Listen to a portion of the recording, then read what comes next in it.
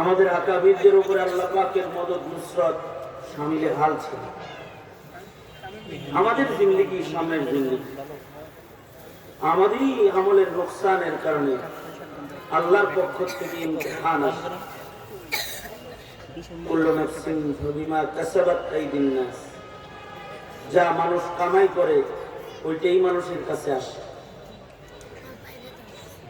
এ কারণে মুমিনের জিন্দেগিতে সর্বোচ্চ সচেতন দৃষ্টি, সজাগ দৃষ্টি, যেন তার এমন কোন ভুল ত্রুটি না হয় যেই ত্রুটির কারণে আল্লাহর পক্ষ থেকে ধরপাকড়ের শিকার হইতে হয়।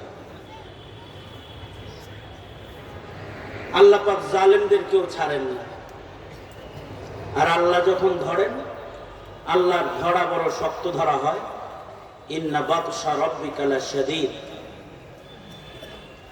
যার খুব কাছের দৃষ্টান্ত হলো শেখ হাসিনা ও আওয়ামী লীগ।